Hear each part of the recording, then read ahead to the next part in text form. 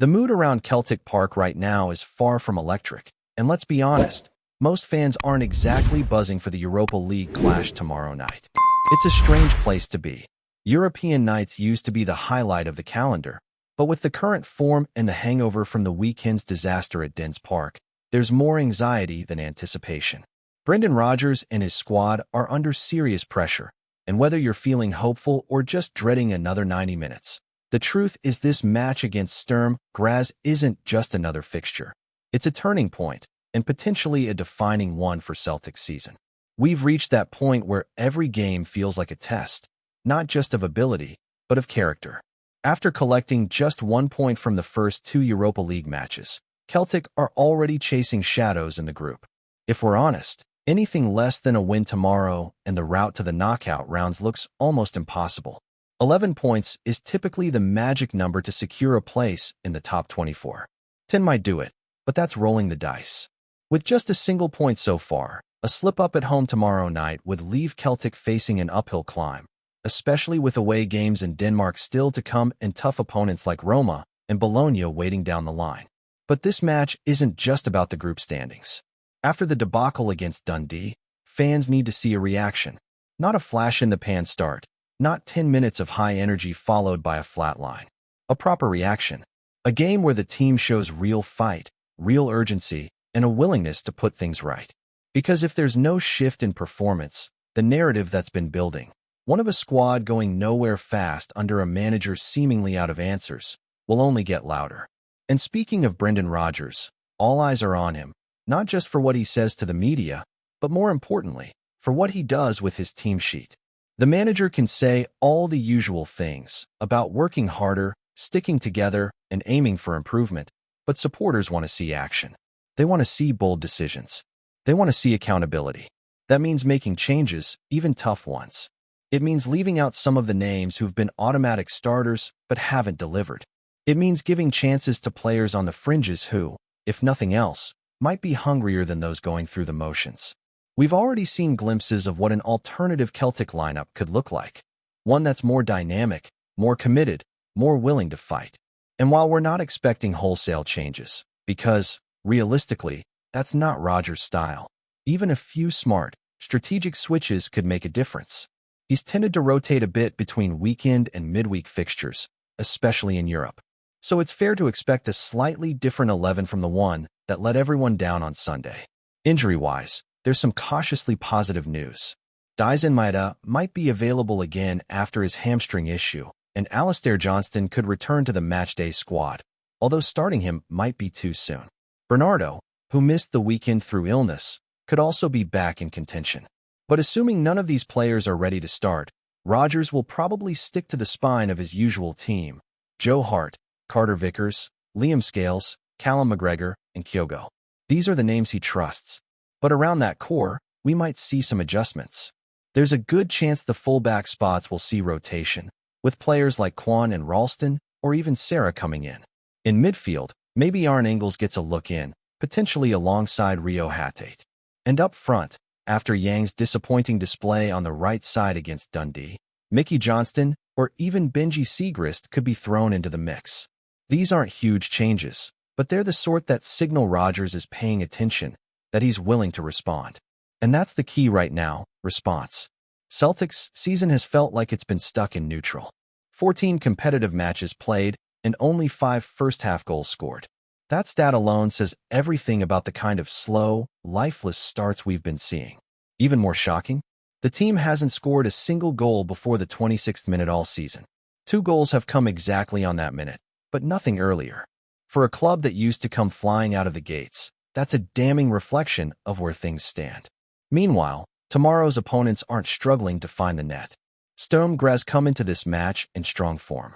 They won 4-3 at the weekend and have now put together a 4-game winning run since their opening loss in the Europa League. They even beat Rangers in their last group game. So they're not just confident, they're dangerous. They're top of the Austrian Bundesliga, 3 points clear of Red Bull Salzburg with a game in hand. They're playing with belief, and they'll come to Celtic Park expecting not just to compete, but to win. It's a sobering reality that at the moment, teams are not afraid of Celtic, especially not in Europe.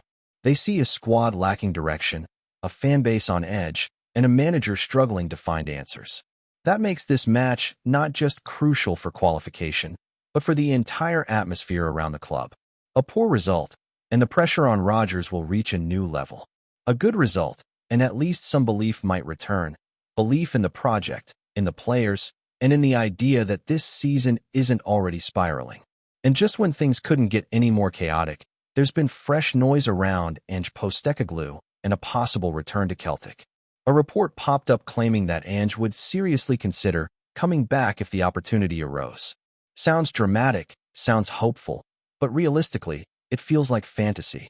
The report came from Football Insider, a source that doesn't exactly have a reputation for reliability. Even the journalist who broke the story didn't bother to tweet it from his account, which says a lot. Let's be real here. Ange Postecoglou doesn't go back. He never has in his career. He values fresh challenges, constant progression. When he feels a job has run its course, he moves on. That's how he operates. Yes, his time at Celtic was phenomenal. Yes, he brought a swagger back to the club that had been missing for years. But that era is over, and he's not the type to revisit the past, no matter how fondly he remembers it. Of course, with Ange currently out of a job after a whirlwind spell at Nottingham Forest, the speculation will continue. But a return to Celtic? Highly unlikely. And as much as fans love those glory days under his watch, going back wouldn't necessarily be the answer. It would feel like repeating history instead of writing a new one. Celtic have already been down this road of rehiring former managers, and it hasn't always ended well. What Celtic need right now is not another empty press conference or another safe, predictable lineup. They need a spark. They need something that changes the conversation. And that can only come from what happens on the pitch tomorrow night. Because, honestly, the last few performances haven't just been disappointing, they've been lifeless. The same faces doing the same things, and somehow expecting a different result. But if there's ever a night to change that pattern, it's a European match under the lights at Celtic Park. That's meant to be our stage. That's where legends are made. And yet, it's been a long time since it's felt like that. The fans are ready. They've been frustrated, sure, but there's still hope, still a willingness to get behind the team if they're given something to believe in. But that support is hanging by a thread. If the players come out tomorrow and sleepwalk through the opening 20 minutes again, the atmosphere will shift, and not in a good way. Celtic Park can lift the team, but it can also expose them. And right now, that risk feels very real. The crowd wants to be on side, but it's up to the players to earn that noise, not expect it by default. So who's going to step up? Because the usual names have gone missing when it's mattered most. Callum McGregor, normally a calm and steady leader, has looked overwhelmed. Kyogo, who used to torment defenses, now spends long spells of the game completely isolated. Even Cameron Carter-Vickers, someone you usually count on to steady the backline, has looked off the pace since returning from injury. That's the spine of the team, and if those players aren't delivering, then it's no wonder the rest of the squad looks flat. That's why tomorrow night has to be about hunger, about urgency, about players who've been sitting on the bench and watching the same mistakes play out, finally getting a shot to change things. You'd hope that Rodgers sees that too, that he understands the importance of mixing it up, of giving a start to someone like Mikey Johnston, who at least looks like he wants to take people on and make something happen. Or maybe even giving a chance to a younger player, someone without the baggage of recent failures, just to shake things up. Because whatever system he's been trying, whatever loyalty he's shown to the regular starters, it's not working. This is a team with identity issues. You can see it in how they start games. No tempo, no aggression, just a slow, predictable build-up that opponents have figured out how to shut down. It's no surprise that most of the goals this season have come in the second half, usually after some kind of panic change is made. But waiting until things go wrong to make adjustments, that's not a plan. That's survival mode. And it's exactly why Celtic look reactive instead of proactive. The Europa League offers a chance, not just for progression in Europe, but for this squad to find something again, a rhythm, a confidence, even just a reason to believe they're on the right track. A win tomorrow doesn't fix everything, but it changes the energy. It gives Rodgers breathing space. It gives the fans something to cling to. And most importantly, it keeps the season alive. Because if they lose, or even draw, then that's not just Europe slipping away. It's more pressure heading into the weekend's match against Hearts at Tynecastle. And that's a game that already feels like it could define the manager's future. Meanwhile, Sturm Graz are the kind of opponent that Celtic can't afford to underestimate. They're not a European powerhouse, but they're well-drilled, confident, and in good form. For wins on the bounce, scoring goals freely, and sitting top of the Austrian Bundesliga, they'll come to Glasgow with nothing to fear. And why should they be afraid? Celtic haven't shown any reason for opponents to be cautious. If anything, teams sense blood. They know that if they keep things tight, if they frustrate the crowd, then the cracks will start to show. And that's exactly what Sturm Graz will be aiming to do. This is where the character of the squad gets tested. It's easy to play with confidence when things are going well. But in moments like this, when the pressure's building and every touch feels heavier, the true leaders have to emerge. And right now, Celtic are in desperate need of someone to grab the game by the scruff of the neck. It doesn't even have to be pretty. It just has to matter. A scrappy goal, a crunching tackle, a moment of brilliance. Anything that sends a message that this team isn't finished. Because right now, that's how it feels for a lot of supporters. Like something is ending rather than beginning. And it shouldn't be that way, not this early in the season. But when you look at the performances, the stats, and the general mood, it's hard not to feel that creeping sense of doom. That unless something changes fast, this campaign could spiral. And once that spiral begins, it's hard to pull out of it. What Rodgers needs to do now is forget reputations. Forget past performances. Forget who cost what in the transfer market. Pick the players who are ready to fight. Pick the ones who actually look like they care. Because if tomorrow night ends with more questions than answers, then the spotlight is only going to get hotter. And the excuses about injuries, about needing time, about players still adapting, will start to wear thin. Before we proceed, subscribe to our channel and enable notifications to receive all exclusive news about Celtic FC. Don't miss any details about your favorite team. It's extremely important for Celtic FC fans. There's a buzz rippling through Glasgow's East End this week, and it's not just the hum of anticipation before another big night at Parkhead.